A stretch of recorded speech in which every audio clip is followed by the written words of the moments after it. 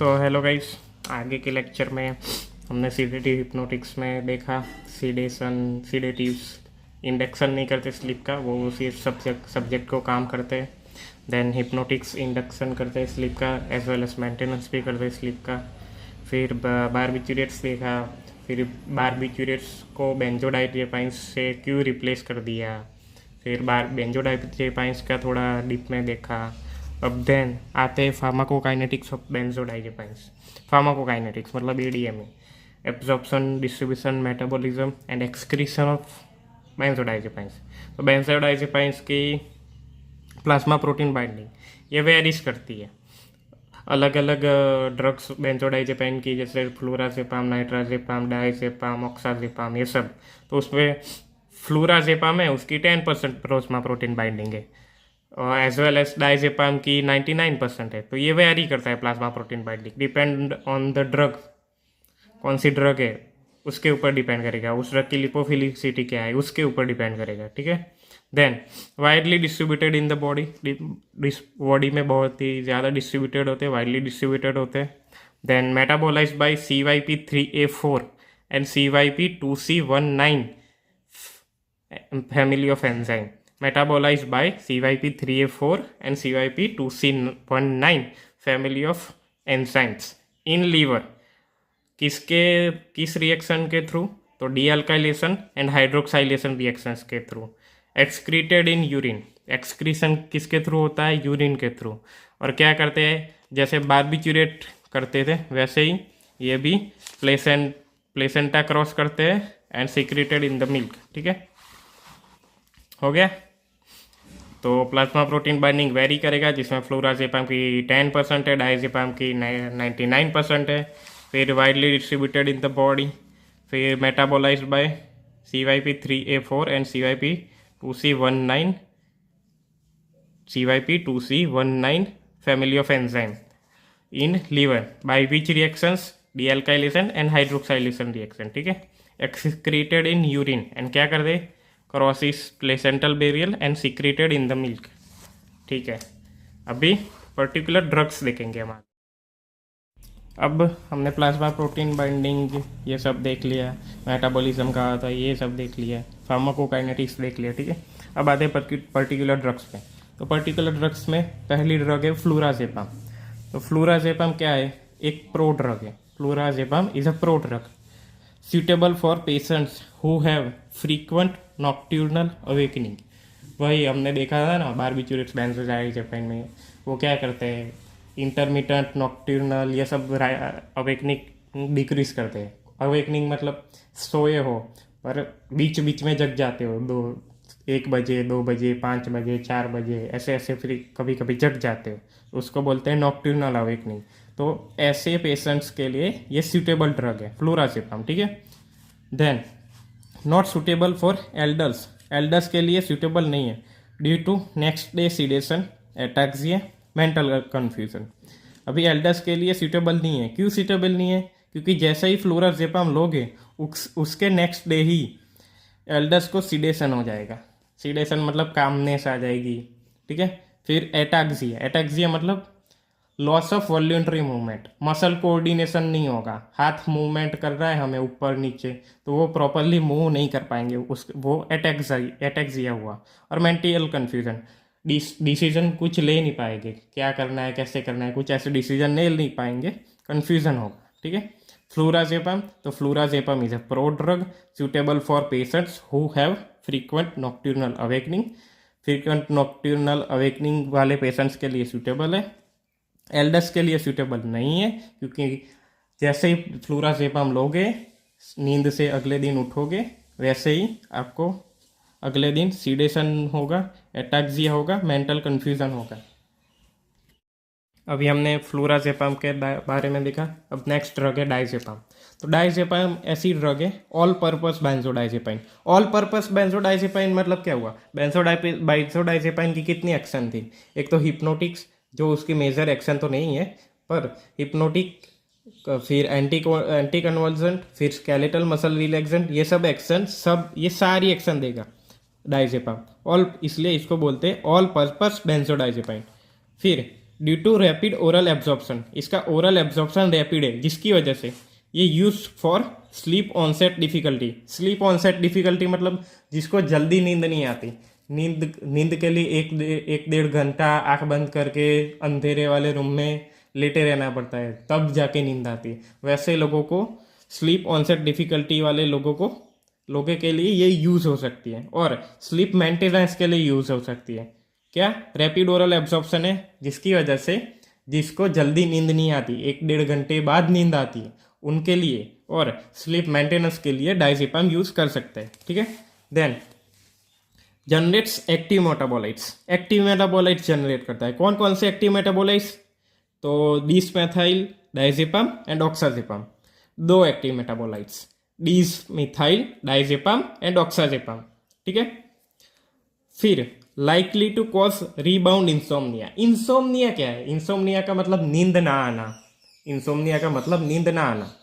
तो नींद नहीं आ रही थी, इसकी वजह से हमने डायजेपाम ली थी। ठीक है।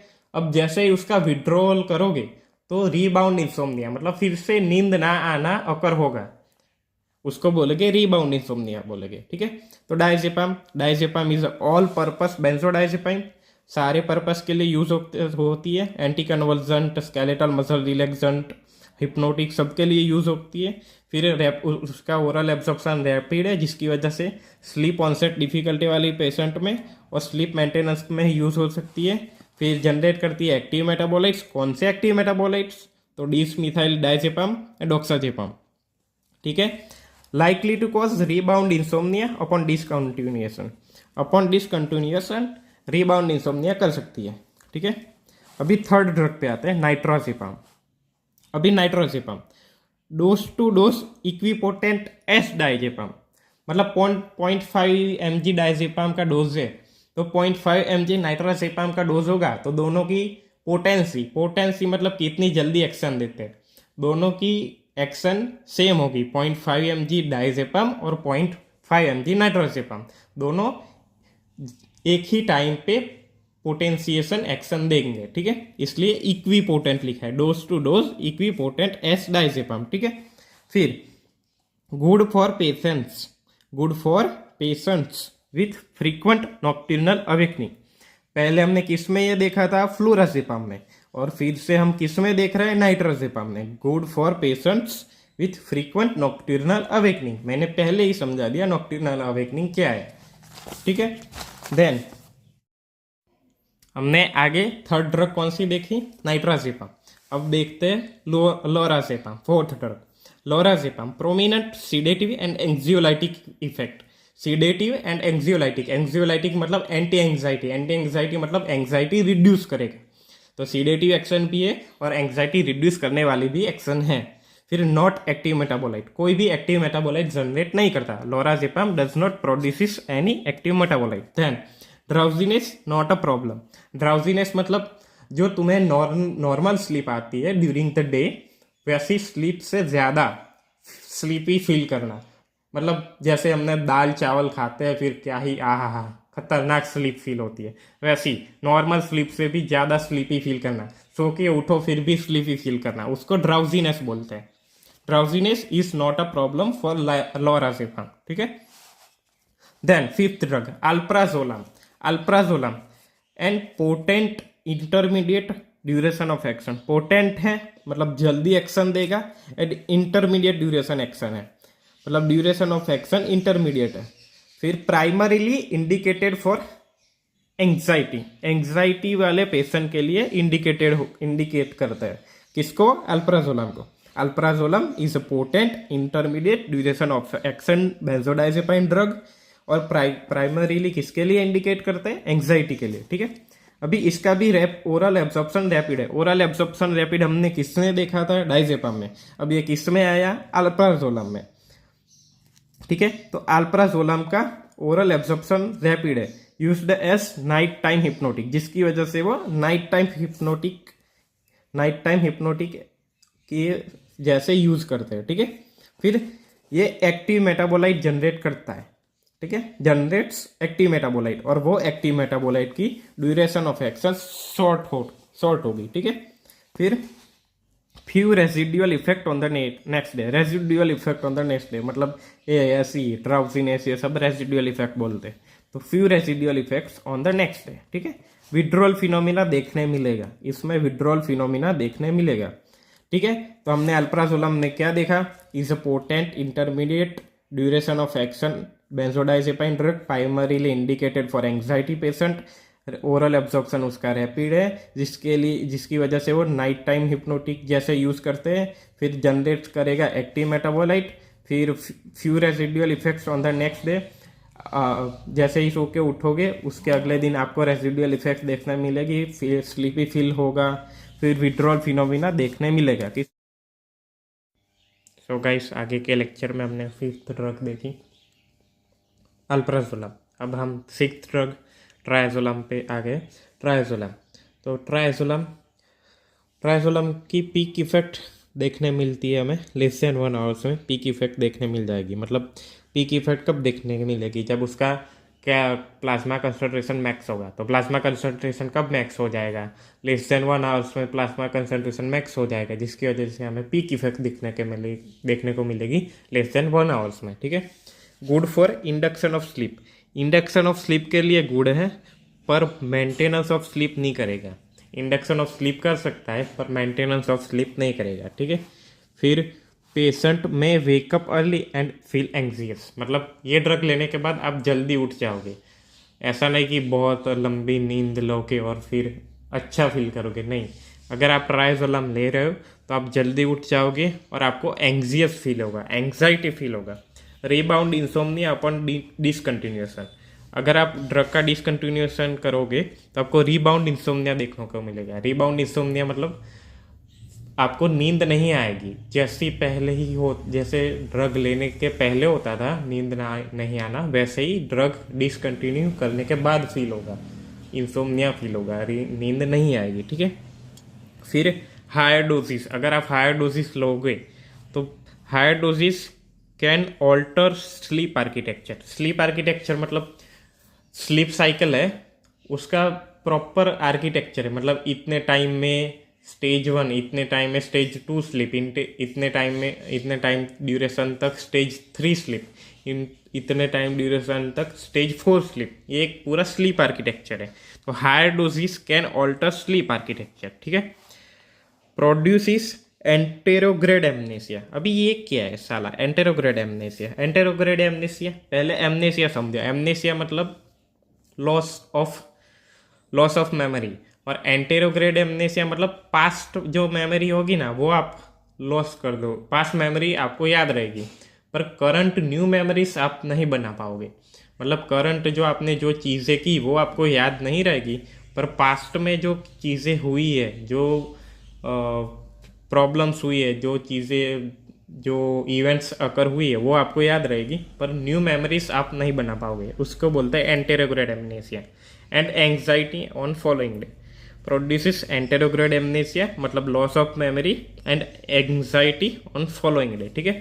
પછી sometimes paranoia occurs, other psychiatric disturbances, sometimes paranoia and other psychiatric disturbances may occur. For this reason withdrawn from UK, मतलब पैरानोइया और साइकेट्रिक डिस्टर्बेंसेस करता है, मतलब other types of psychiatric disease, paranoia ये सब साइकेट्रिक डिसीज है, वो आगे आएंगे, ये सब कर सकता है। तो जिसकी वजह से यूके में से ये ड्रग विड्रॉन कर ली गई है, मतलब अभी यूके में ये ड्रग नहीं यूज होती उतनी, ठीक है। तो ट्राइजोलम ने हमने क्या देखा, peak concentration in less than 1 hour, good for induction of sleep, not for maintaining of the sleep, patient में wake up early and feel anxious, rebound insomnia कर हो सकता है, higher doses sleep architecture alter करेंगे, produces anterograde amnesia and anxiety on the following day, मतलब जिस दिन आप लोगे उसके अगले दिन एंटेरोग्रेड एमनेसिया एंड एंग्जाइटी होगी। फिर अदर साइकेट्रिक डिस्टर्बेंसेस करती है, जिसकी वजह से यूके में से विड्रॉ कर ली गई है, ठीक है। अब आते हैं हम अगली ड्रग पे, मिडाजोलम। तो एक्सट्रीमली रैपिड एब्जॉर्प्शन बहुत जल्दी, बहुत फास्ट होगा। पीक कंसंट्रेशन इन वेस्ट 20 मिनट में पीक कंसंट्रेशन अचीव कर लेगा।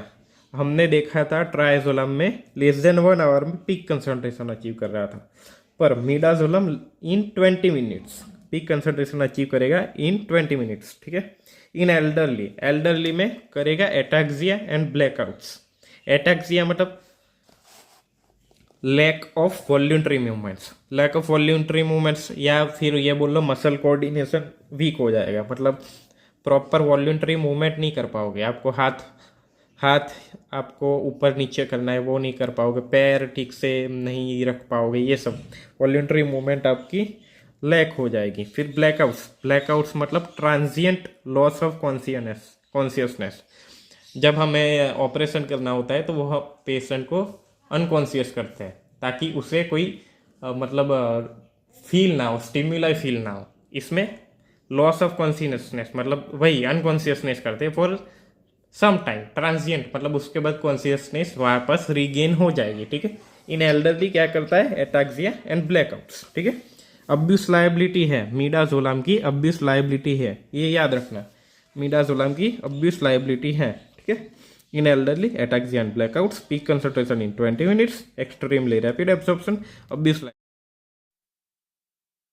Then comes to the adverse effect part of benzodiazepine. Adverse effect में डीजीनेस मतलब चक्कर जैसा आना, ठीक है। देन वर्टिगो मतलब ऐसा लगना कि सब घूम रहा है, ऐसा लगना, ठीक है, vertigo. Then ataxia, then disorientation, amnesia मतलब लॉस ऑफ मेमोरी, ठीक है। Then prolongation of reaction time मतलब कोई हमें ऐसे कोई जैसे पेन प्रिक की, पर मैंने तुरंत हाथ नहीं लिया, थोड़ी देर बाद हाथ लिया, that is prolongation of reaction time, ठीक है। देन स्लीप वॉकिंग, नींद में चलना, no memory of this events मतलब आप नींद में चले हो पर आपको याद नहीं रहेगा कि मैं रात को नींद में चला था, पानी पिया था, ये सब आपको याद नहीं होगा, ठीक है। देन हैंगओवर ऐसा इफेक्ट है जो आपको शराब पीने के बाद होता है, ठीक है। इसमें डिजीनेस, वर्टिगो, यही सब फील होता है। Then weakness, blurring of vision, dry mouth, ये सब कभी कभी कंप्लेंट्स आती है from the patient after taking benzodiazepine, ठीक है। देन पैराडॉक्सिकल स्टिमुलेशन का मतलब क्या है? पैराडॉक्सिकल स्टिमुलेशन मतलब जो ड्रग की इफेक्ट है उससे ऑपोजिट इफेक्ट, मतलब जैसे सीडेटिव है तो सीडेटिव मतलब काम करना, पर सीडेटिव की जगह एक्साइटमेंट देखने को मिलना, that is paradoxical stimulation. Then irritability, irritate हो जाना। देन स्वेटिंग, ओकेशनली ये सब हमें देखने मिलता है, स्पेशली विथ फ्लोराजेपम, ठीक है। देन नाइटमेयर्स एंड बिहेवियरल ऑल्टरेशंस, ये सब होना इन सम पेशेंट्स टेकिंग फ्लोराजेपम एंड नाइट्राजेपम। कुछ पेशेंट्स जो फ्लोराजेपम एंड नाइट्राजेपम लेते हैं उनमें नाइटमेयर्स मतलब खराब खराब सपने आना एंड बिहेवियरल ऑल्टरेशन देखने मिल सकते हैं, ठीक। Tolerance to sedative effects develops gradually, sedative effect का टॉलरेंस मतलब इफेक्ट रिड्यूस हो जाना ड्रग की, तो वो डेवलप्स होता है धीरे धीरे, ग्रेजुअली डेवलप्स होता है, ठीक है। Cross tolerance with alcohol and other CNS depressions में अकर, अदर सीएनएस डिप्रेशंस के साथ क्रॉस टॉलरेंस में अकर हो सकता है, ठीक है। And withdrawal symptoms are less, anxiety, insomnia, restlessness, loss of appetite and bad dreams, जो हमने पहले ही देखा, बैड ड्रीम्स। फिर लॉस ऑफ एपेटाइट मतलब भूख ना लगना जिसकी वजह से वेट लॉस होना, ठीक है। फिर नलाइस मतलब फीलिंग ऑफ डिस्कम्फर्ट फीलिंग करना। देन एंग्जाइटी, इंसोम्निया, ये सब, ठीक है। ये मोस्ट केसेस में हमें देखने मिलेगा, ठीक है। फिर अगर ड्यूरिंग द लेबर पेन हम एडमिनिस्टर करेंगे तो may cause flaccidity and respiratory depression. अगर लेबर पेन के ड्यूरिंग हम बेंजोडाइजेपाइन ड्रग्स एडमिनिस्टर करेंगे तो हमें इन नियोनट्स मतलब बेबी में रेस्पिरेटरी डिप्रेशन देखने मिल सकता है। एंड फ्लैसिडिटी मतलब loss of normal muscle tone, मतलब जो नॉर्मल मसल टोन है उसका लॉस होना, ठीक है। Then comes to the non benzodiazepine hypnotics. Benzodiazepine मतलब ये एक स्ट्रक्चर है, बेंजोडाइजेपाइन इज अ स्ट्रक्चर, और वैसे स्ट्रक्चर के बिना बेंजोडाइजेपाइन जैसे इफेक्ट जो ड्रग देती है उनको नॉन बेंजोडाइजेपाइन हिप्नोटिक्स बोलते हैं। और ये क्या करता है, एक्ट सिलेक्टिवली ऑन अल्फा 1 सब यूनिट कंटेनिंग बेंजोडाइजेपाइन रिसेप्टर, मतलब बेंजोडाइजेपाइन रिसेप्टर आगे आएगा, बेंजोडाइजेपाइन रिसेप्टर उसका अल्फा 1 सब यूनिट होता है, उस पर सिलेक्टिवली एक्ट करता है, ठीक है। And produces hypnotic amnesia action, hypnotic मतलब स्लीपीनेस एंड एमनेसिया, एमनेसिया मतलब loss of memory action with weak anxiolytic मतलब anti anxiety muscle relaxant and anti convergent action, ठीक है। ये क्या करते हैं, सिलेक्टिवली एक्ट करते हैं alpha 1 subunit of benzodiazepine receptor and produce करते हैं hypnotic amnesic action with weak anxiolytic muscle relaxant and anti convergent action, ठीक है। Then comes to the non benzodiazepine hypnotic drugs, उसमें first drug Zoplicon. Zoplicon is first non-benzodiazepine to be introduced in the market, ठीक है। Effect on sleep resembles those of benzodiazepines, मतलब जैसे benzodiazepine की effect थी sleep के ऊपर, वैसे ही इफेक्ट Zoplicon के देखने मिलते हैं, but it doesn't alter REM sleep. REM sleep मतलब रिवॉल्विंग आई मूवमेंट स्लीप, ठीक है। REM sleep and non REM sleep ऐसी दो स्लीप स्टेजेस आती है, उसमें ये REM स्लीप स्टेज को अल्टर नहीं करता, but tends to prolong stage 3 and 4, stage 3 and 4 sleep का टाइम ड्यूरेशन बढ़ा देगा, ठीक है। Use to wean off insomniacs taking regular benzodiazepine, मतलब जो इंसोमनिया के पेशेंट है और रेगुलर बेंजोडाइजेपाइन ड्रग्स ले रही है, उनमें बेंजोडाइजेपाइन ड्रग को धीरे धीरे विड्रॉ करने के लिए, धीरे धीरे डोज रिड्यूस करने के लिए Zoplicon as a add on therapy use होती है, ठीक है। Metabolized mainly by CYP3A4 enzyme, ठीक है। Metabolized mainly by CYP3A4 enzyme and half life of Zoplicon is around 5 to 6 hours, ठीक है।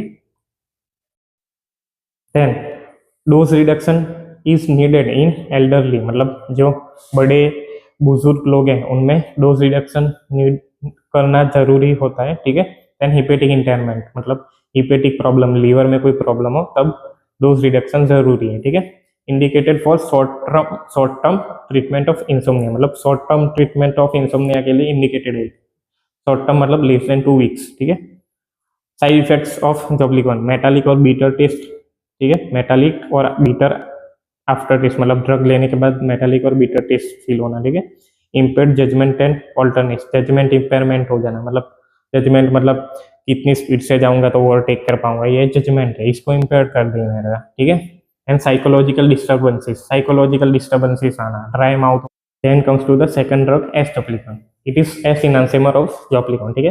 ये इंक्रीज करेगा total sleep time mainly by prolonging stage 2 sleep, ठीक है। स्टेज 2 स्लीप प्रोलॉन्ग करके total sleep time increase करेगा with minimal effect on sleep architecture. Sleep का एक आर्किटेक्चर है, इसमें इतनी टाइम ड्यूरेशन में इतना इस वाला स्टेज होगा, इतनी टाइम ड्यूरेशन में स्टेज 2 होगा, इतनी टाइम ड्यूरेशन में स्टेज 3 होगा, तो मतलब पूरा स्लीप आर्किटेक्चर मेंटेन करके या फिर उस पर मिनिमल इफेक्ट करके टोटल स्लीप टाइम इंक्रीज करेगा, ठीक है।